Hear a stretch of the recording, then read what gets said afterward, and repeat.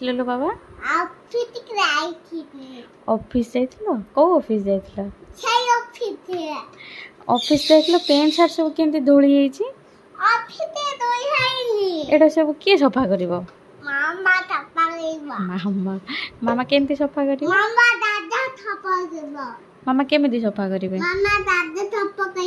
ମାମା କେମିତି ସଫା କରିବେ? କୋଉଥିରେ ସଫା କରିବେ? କୋଉଥିରେ ସଫା କରିବେ ମାମା?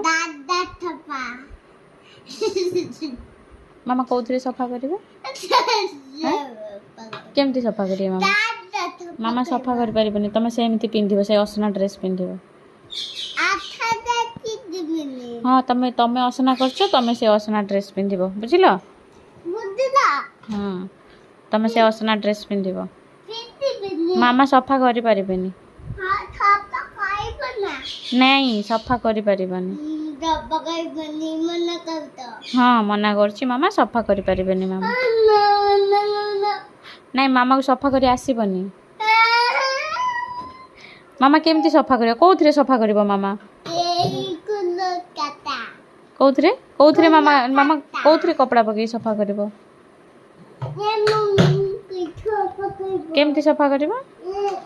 ଦେଖ ଟିକେ କହିଦେଲ, କେମିତି ସଫା କରିବ ଟିକେ କହିଦେଲ, ଟିକେ କହିଦିଅ, ନହେଲେ ମୁଁ ସଫା କରିବିନି, ତମେ ସେ ଅସନା ଡ୍ରେସ୍ ପିନ୍ଧିବ, ହେଲା?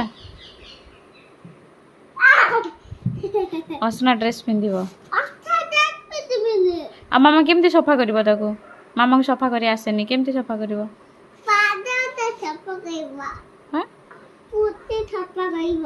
ପାଣିରେ ବୁଡ଼େଇକି? ପାଣିରେ ମୁଁ ବୁଡ଼େଇ ପାରିବିନି। ନାଇଁ ମନା କରୁଛି, ମତେ ସଫା କରି ଆସିବନି ବା। ତମେ ନିଜେ ସଫା କରିବ। ଆଉ ନାଇଁ ମତେ ଆସିବନି ବା। ଆଉ ତମେ କାହିଁ ଅସନା କଲ? ପିନ୍ଧିବନି?